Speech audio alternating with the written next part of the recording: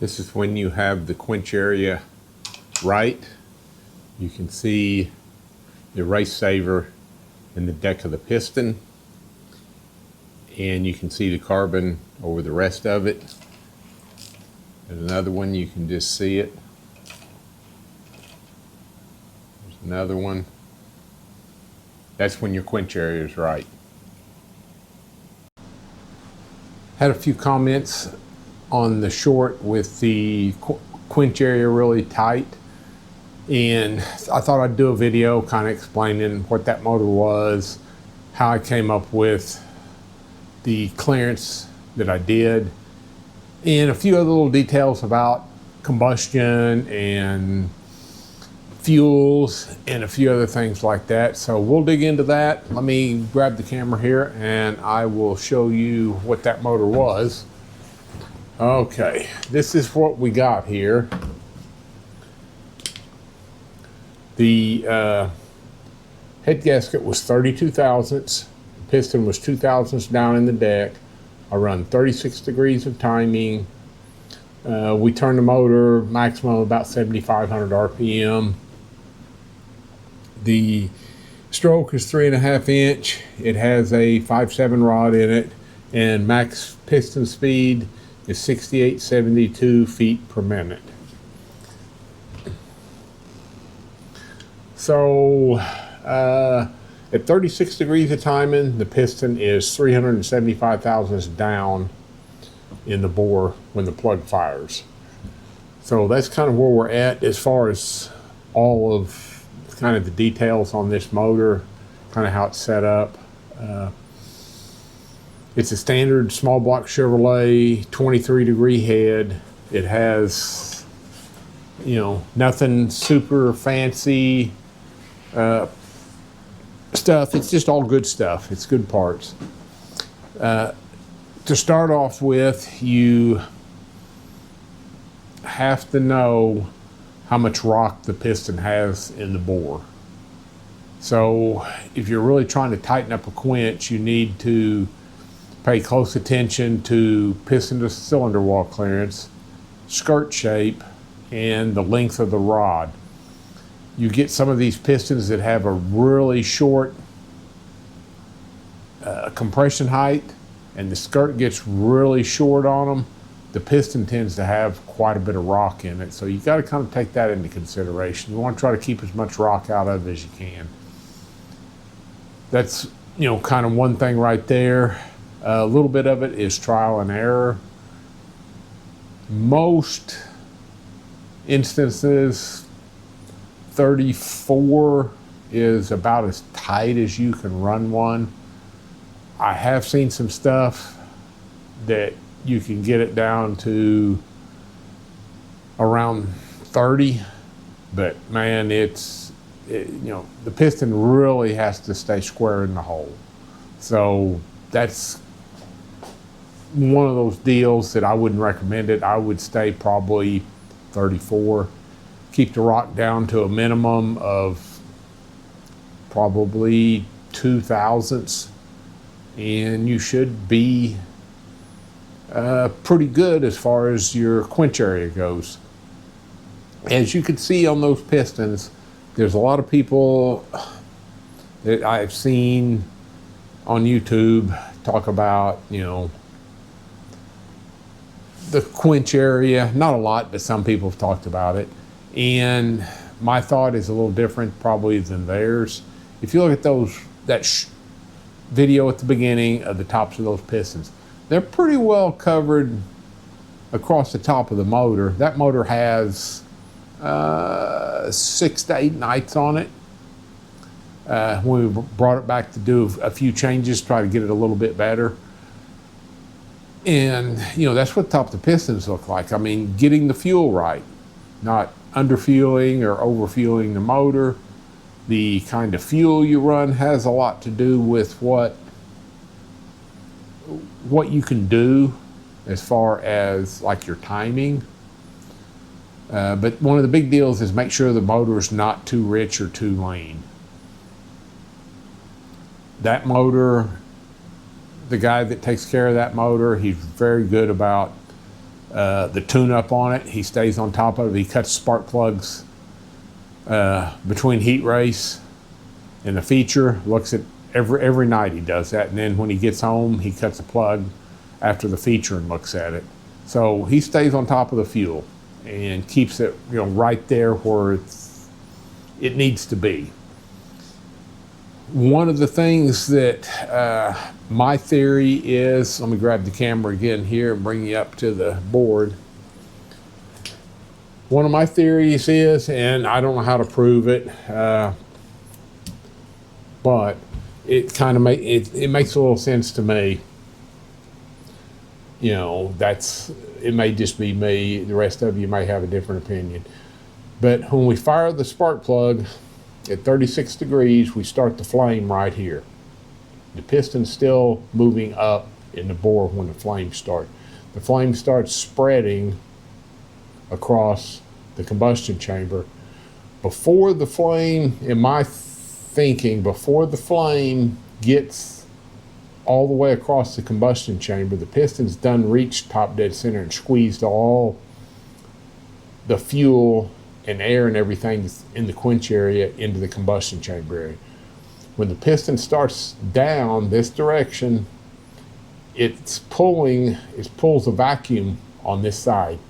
It pulls this fuel and the explosion, and it pushes fuel and flame over here as the piston moves down in the bore. And my thought is that's why the tight quench works, because it pulls a vacuum and helps pull that over. And when you can spread the combustion pressure across the top of the piston, it's going to be easier on the motor and be more efficient, run better. That's kind of what I think about how that piston does what it does, or looks like what it looks like. If somebody has some thoughts, post them. We'll talk about it. I'm open for ideas, suggestions, what other people think. And I'm going to get some other information and put in here and talk about the fuel and how I determine kind of what fuel I pick for the combination I'm running. And I really haven't heard anybody talk about it. I've seen some people test different fuels, and one fuel makes better power here, one makes better power. You can get away with this, you can do that. I'm going to kind of explain a little bit of what goes on with the fuel. So let me get some more information, and I'm going to come back and rewrite some stuff on the whiteboard so y'all can see it. And let me get that stuff changed over, and I'll be back here in just a minute. Okay, I've got the board cleared off and wrote some numbers up here on the fuels, a little bit about them. And let me pull y'all in here and kind of explain this. This is just some of the Sunoco fuels, the octane rating, and this is the vapor pressure. The higher the vapor pressure number, the faster the fuel will burn. And a lot of times you can take a fuel that has a very fast burn rate, and you can take a little timing out of a motor because the fuel will burn very quickly. Not a lot of timing, 1 or 2 degrees will make some difference. The thing that people need to pay attention to is this burn rate has an effect on what your AFR will do. If you have an older fuel that's been sitting around at a half full barrel, the vapor pressure rate will change. There will be a certain amount of change in it if it's in a half empty drum. And you can see some variance in the AFRs when you get a fuel like that. And it took me a while to figure out why sometimes these things were happening until I dug into it and learned about the vapor rate. Pump gas is usually, depending on the time of year, which they have, I don't know how many blends of fuel depending on the time of year and what part of the country you're in. It will range from 7 to 15. If I remember correctly, I'm looking at my note here. The lower the vapor pressure number, the better it will start in cold weather. I believe that's right. Yes. So if you're testing a motor in the wintertime, you have something that has a very slow burn rate if you're doing it on pump gas. If you get it in the summertime when it's 100 degrees outside and warm weather, you have something that has a very fast burn rate. So the numbers are going to be different during the time of year, and your AFR numbers will vary with the type of fuel and the burn rate. You just cannot use a single AFR number, say 12.5 is what I shoot for on all motors. That's not going to work. You have to look at the horsepower and the torque the motor's making and read the spark plug when you are trying to tune on a motor. That's my thought as far as, the fuels go. I do all my tuning on the dyno. I cut spark plugs apart. I look at EGTs. I have AFRs, but I don't really use them to tune on the motor. It's just a reference number. Most all the tuning that I do on the dyno is I read the spark plugs, cut them apart. I cut the threads off of them. I know it's a lot of work, but that's what it takes. I look at the EGTs, and that's what I tune my motor off of on the dyno. I have AFRs, and I don't trust them all the time because of these numbers with this fuel.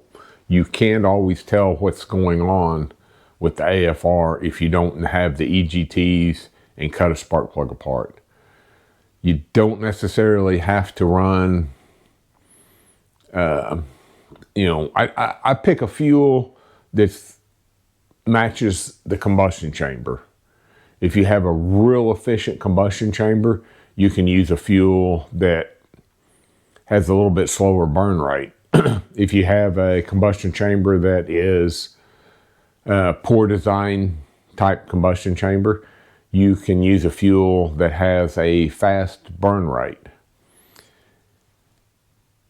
And that's kind of some of the stuff I do with some of the fuels. I've tested some of these fuels. I probably ought to do a video at some point on a motor and just try all these different fuels and show people what happens with these different fuels, what happens with timing and stuff. Maybe that's something I can get done here in the future.